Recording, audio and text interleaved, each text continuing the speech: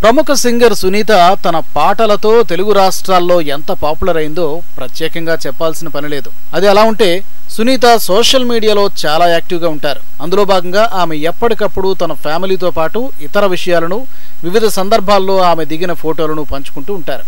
అయితే సోషల్ మీడియాలో తన గురించి కానీ తన కుటుంబ సభ్యులపై వచ్చే నెగటివ్ కామెంట్స్ పట్ల సున్నితంగా వ్యవహరిస్తూ ఉంటారు.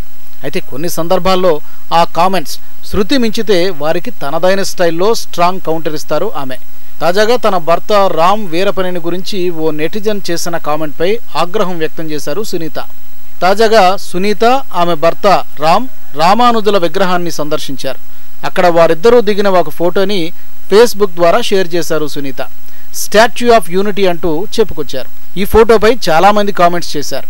ఓ నెటిజన్ ఈ ఫోటోకి కాకి ముక్కుకి దొండపండు, సునీతకు ముసలిరామ్ మొగుడు, అందం ఈమె సొంతం, ధనం ఆయన సొంతం, గానం ఈవిడిది, దర్జా అతనిది అంటూ పోస్ట్ చేశాడు.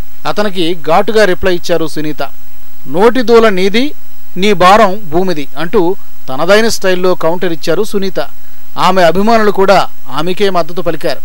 మరోవైపు గాయనిగా టీవీ షోలలో, సినిమాలలో సునీత కెరీర్ బిజీగా గడుపుతున్నారు. సమయం చిక్కినప్పుడు తన కుటుంబ సభ్యులతో వ్యవసాయ క్షేత్రంలో వ్యవసాయ పనులు కూడా చేస్తూ ఉంటారు.